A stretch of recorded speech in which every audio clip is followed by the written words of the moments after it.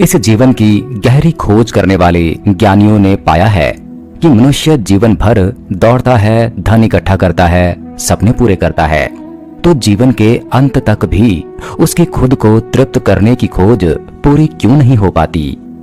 तो मनुष्य की खोज है क्या? तो ज्ञानियों ने जाना है कि मनुष्य की खोज है अपने घर की खोज। परंतु यहाँ तो सब परदेश है, यहाँ सब वीराना है, अपना यहाँ कुछ भी नहीं है। और यहाँ से तो एक दिन जाना है और जाना ही होगा। और इस संसार में जो थोड़ा बहुत अपना मान भी लोगे तो वह भी मौत तुमसे छीन लेगी। यहाँ घर तो कोई कभी बना नहीं पाया, यहाँ तो घर उजड़ने को ही बनते हैं। यहाँ तो घर बन भी नहीं पाते कि उजड़ जाते हैं। यहाँ हम ही नहीं टिक पाते तो हमारे बनाए घर कैसे टिकेंगे। यहाँ की गई मेहनत तो व्यर्थ ही जाती है। इसीलिए आदमी की खोज उस घर की खोज है जो एक बार मिल जाए तो सदा के लिए बस मिल जाए। आदमी की खोज उस घर की खोज है जो सच में घर हो, सराय ना हो। लेकिन यहाँ तो सब सराय हैं, धर्मशालाएं हैं, बस एक तरह का रैन बसेरा है। सुबह हुई और चल पड़ना होगा, इसलिए बहुत मोह मत लगा लेना। सराय से बहुत ममता मत बिठा लेना, यह तो छूट ही जाना है। और ठीक से समझो तो यह छूटा ही हुआ है। तुमसे पहले बहुत लोग यहाँ ठहरे, घर बनाए, सपने देखे और सब छोड़कर चले गए, और तुम भी उसी कतार में हो। इसलिए चाहे यहाँ कितना ही धन हो, कितना ही पद हो, प्रतिष्ठा हो, फिर भी तृप्ति नहीं मिलती। तृप्ति तो यहाँ मिलती ही नहीं।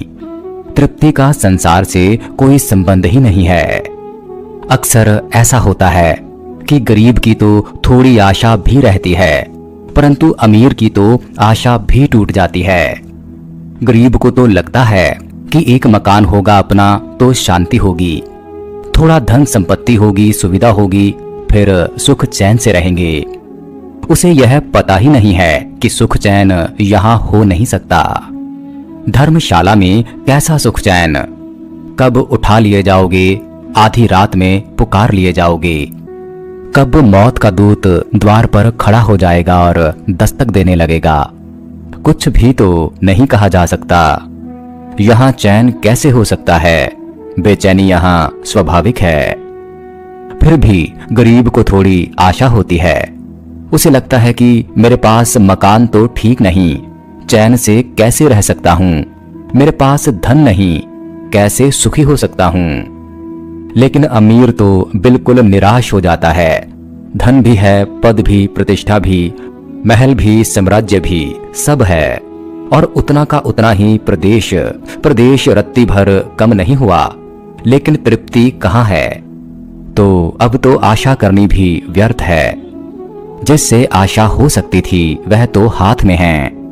इसलिए धनी से ज्यादा निराश कोई भी नहीं होता। जिनके पास है वे भी सुखी कहाँ हो पाते हैं, जिनके पास नहीं है वे तो दुखी हैं, यह समझ में आता है। लेकिन जिनके पास है वे भी दुखी हैं, शायद और भी घने दुख में हैं। तो जिन्होंने जाना है उन्होंने पाया है कि आदमी सुख की तलाश करता है, लेकिन सुख शाश्वत में ही होता है। तो इस बात पर ही ध्यान रखना उचित है कि सुख शाश्वत का लक्षण है, क्षण भंगुर में सुख नहीं हो सकता। यह जो पानी के बुलबुले जैसा जीवन है, इसमें तुम कितने ही भ्रम पैदा करो और कितने ही सपने देखो, सुख नहीं हो सकता। और तुम कैसे अपने को धोखा दोगे? तुम रोज देखते हो कोई चला, किसी की अर्थी उठी, तुम रोज देखते हो किसी की चिता जली, तुम रोज देखते हो लोगों को गिरते जो क्षण भर पहले तक ठीक थे। तुम जैसे थे चलते थे, दौड़ते थे, वासनाओं से भरे थे, बड़ी महत्वाकांक्षाएं थी, और अब धूल भरी रह गई मुंह में। तुम कैसे झुटलाओगे इस सत्य को? यह इतना चारों तरफ खुदा हुआ है, इस सत्य की सब तरफ प्रामाणिकता है। तो यह बात स्मरण रहे कि एक दिन जाना तो होगा ही, जितने भी घर हम यहाँ बना लें, सब घर ताश के ही साबित होंगे। मौत की हवा आती है और सब उड़ा ले जाती है। तो इससे पहले कि मृत्यु द्वार खटखटाए, उस शाश्वत घर की खोज कर लेना। जो एक बार खोज लिया तो फिर कहीं जाना नहीं। खोज पूरी हुई, अपने से मिलन हुआ। हरिओम तत्सत।